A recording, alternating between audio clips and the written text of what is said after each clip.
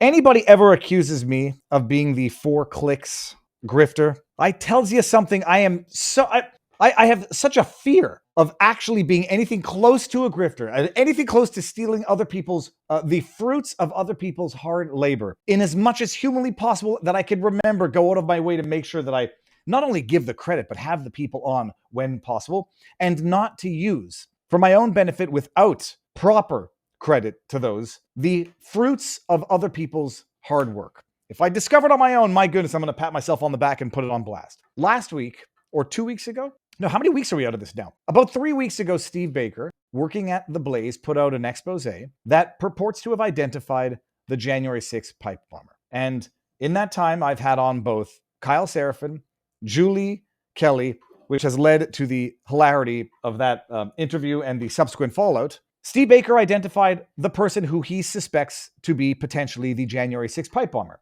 And he did this based on expert gate analysis, his own investigative journalism, which is thorough, and identified a former Capitol police officer of the same height and stature, allegedly with the same gait, that being a slight limp or favoring the right leg, as the January 6th pipe bomber. This is based on the many, many hours of footage that Steve Baker analyzed, had access to, and had his expert gate analyst analyze as well. A person of the same stature, same limp, who was a Capitol police officer at the time, who admittedly, by everyone's account, fired on the crowd with rubber bullets and maybe pepper spray, I'm not exactly sure which, in a manner that could qualify as reckless endangerment and potentially lethal.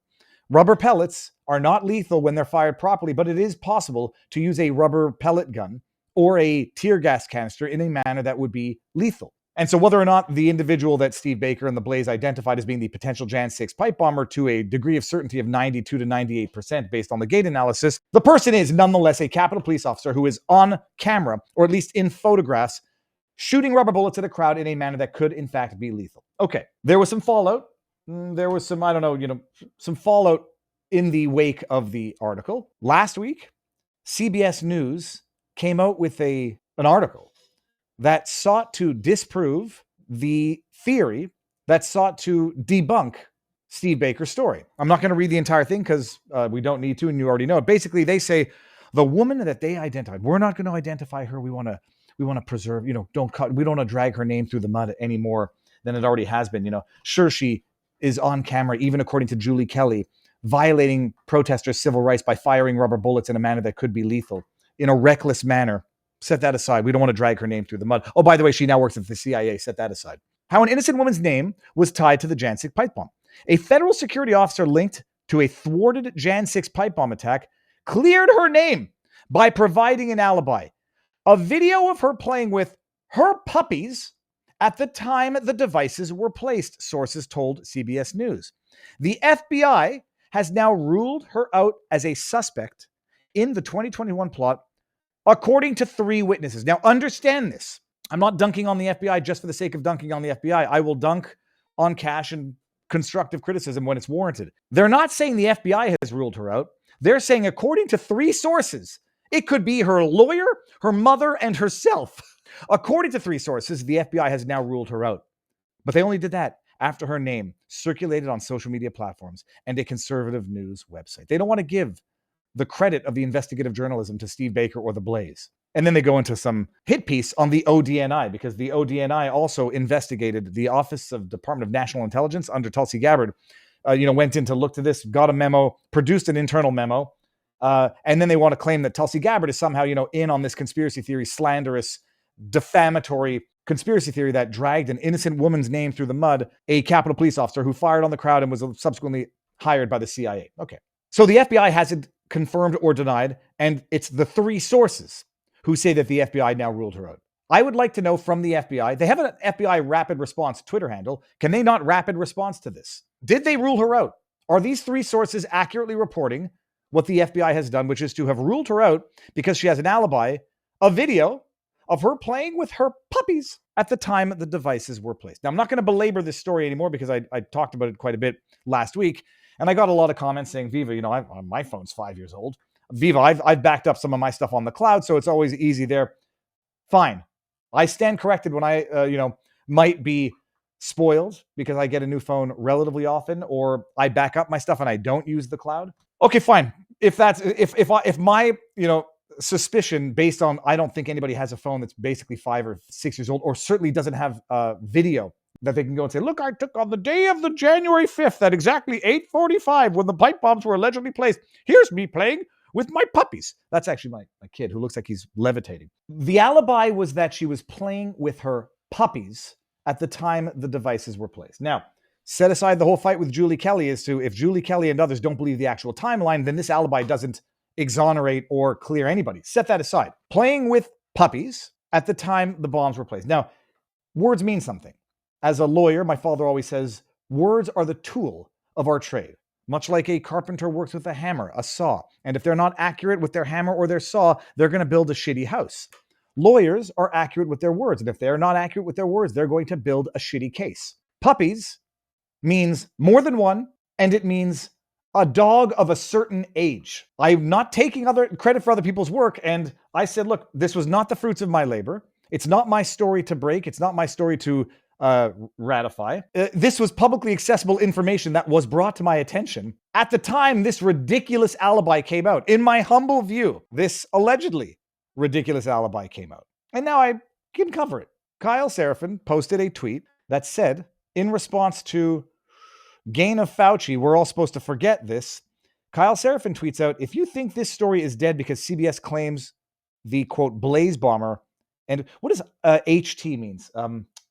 Not High Times, was playing with her puppies at the time the bombs were placed, you are dead wrong. Puppies is plural, right? As in more than one. This is, in as much as the social media footprint of this person has been scrubbed, and, maybe that's par for the course when you get hired at the CIA. This is not my information. This is just what's available, what is left on the internet. In as much as, even the CIA tries to scrub social media footprints. December 6, 2020 is a dog that got adopted. One dog, and her name was Bella. Bella is an adult-ish greyhound. In as much as the alibi looked preposterous to anybody who is saying, holy crab apples, do they seriously expect us to believe? The person was now cleared by the FBI, according to sources, because there's a video of them playing with their puppies at the time of the incident.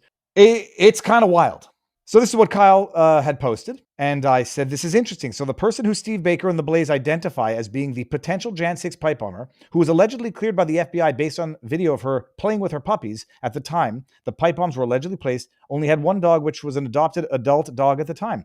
Can FBI director comment on this? The absence of any meaningful response from the FBI is causing unnecessary confusion / discord. Thus far, I do not believe FBI Rapid Response has commented.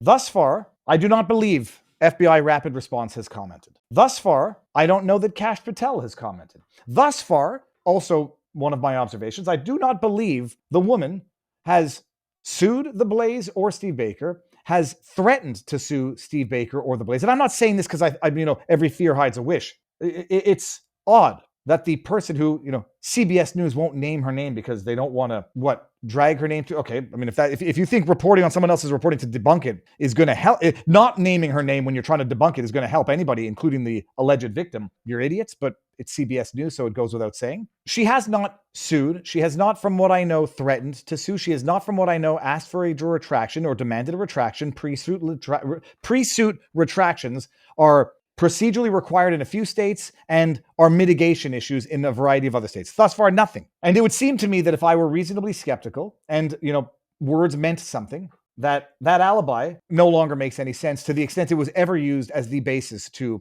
exonerate the person that, Steve Baker and the Blaze identified. And who knows, maybe they're trying to get their story straight and now they'll get another picture of another dog, or they'll say the dog was sufficiently young when it was adopted, she was adopted, that it qualifies as a puppy and, just whatever. But, this information, which is out there for anybody to find, you don't want to necessarily, A, steal someone's fruits of their labor, or B, tip off a CBS fake news outlet to the fakeness of the potential excuse that they're giving, or the potential fakeness of the excuse, the alleged alibi that they have given. So that was the breaking news of the pipe bomber. Kash Patel gave his interview with Catherine Herridge. Stay tuned. Some breaking news. He said that before the Comey indictment was dismissed, and he said that before this news broke, the alibi story broke. So we don't even know if when Kash Patel said, stay tuned, there are developments coming on the Jan 6 pipe bomber, that this was the development. Maybe they're going to come out and confirm it. Who the hell knows? But it's a story to follow. And it's a story where, in all the transparency that the FBI promises, in all of the interviews that Kash Patel gives, the interview with Catherine Herridge was 27 minutes of nothing. It was 27 minutes of no answers to any questions, or no meaningful answers to any meaningful questions.